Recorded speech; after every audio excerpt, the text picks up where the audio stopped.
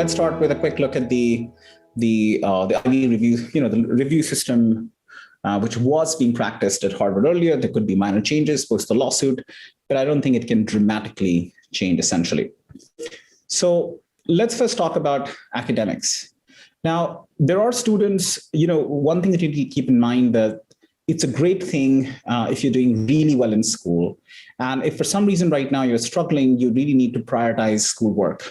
So basically, just to give you a context here, there would be about, ratings can vary from 1 to 6. The last two are actually inconsequential, especially from an international student point of view. So you can forget about those, focus on the top 4.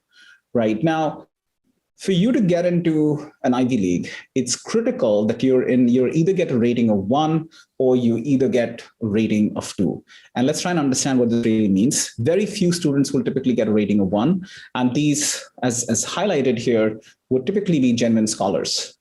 They have done extraordinary amount of work. They may have some scholarships that they won. And it may not even be safe to argue they might even have some national and international awards, recognitions, Olympiads that they may also have won essentially. So this is rare, but a rating of 2 is clearly possible for most students. And this essentially would mean trying to be in the top of your school, in the top of your class. And I would safely, recommend targeting being in the top 1 to 2% to 1. I mean, the maximum top 5% of your class is what I would recommend.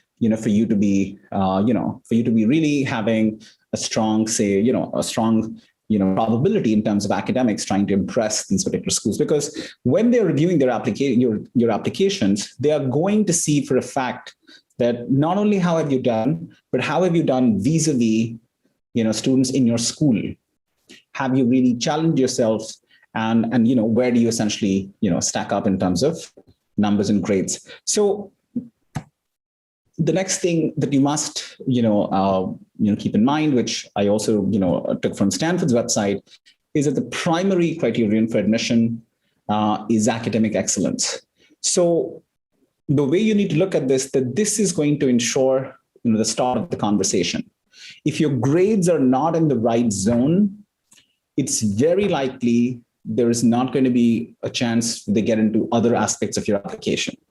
They have to be in the right zone. There will always be exceptions to things where, somebody could be a national, international level golf player, may not have spent enough time on the schoolwork. Those are exceptions. But in general, for most students who are really not going the athletic route or things like that, you need to be at the top, or it may really you may not be competitive at all, even though that's the impression, you may carry just because you have a certain grade, but you're not in the top of your class. And so aim for a rating of 1 or 2 and prioritize academics from the very beginning. Start early. Questions like, can you make up from your 11th, if 9th, 10th haven't been the greatest? It's hard. It's actually super hard, right? So you need to start early. And for those of you who are joining in and from earlier grades, start paying attention to your grades from the very beginning. Because if you get into a habit of doing really well from the beginning, it's much easier to cope with, schoolwork in the, the later years of high school. And you can also challenge yourself. You can take on a lot more extra stuff, which may not be possible if you're just coping with school grades. Now, let's go on to extracurriculars, essentially. So now extracurriculars, let me just put out these for, what basically the description would be of a rating of 1 to 6, 1 being the highest, 6 being the lowest, essentially.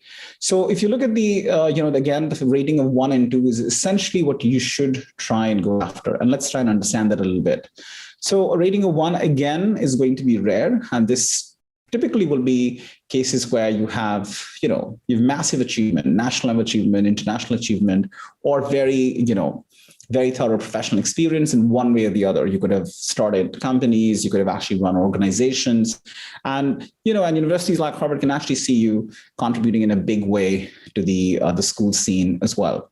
So those are 1s. Then comes the rating of 2, essentially where you have to gun for some kind of recognition. How would they know what you've done, in terms of extracurriculars, the activities or the choices that you've made? How would they know that you've been very good at it? And how do they know essentially that you've gone beyond what was expected, of you as far as that position is concerned? So if you're very interested in, let's say, the school newspaper, get involved early, and try and gun for the position of an editor, because it shows that you've grown in responsibility, and that could be as high as you can go as far as the newspaper is concerned.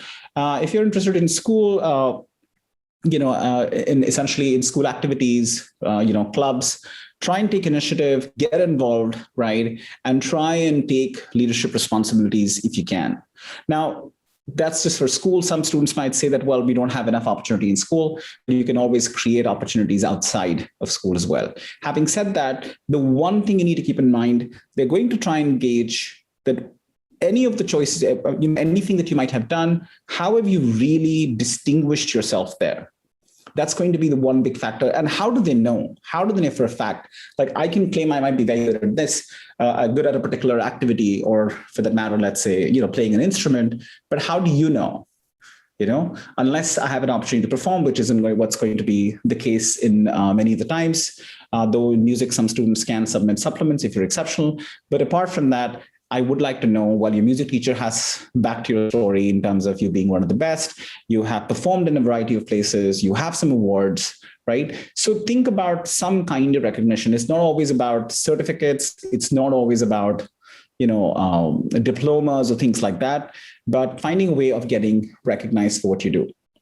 So in terms of extracurriculars, the thing to keep in mind is that anything that you take up, try and bring exceptional depth of experience.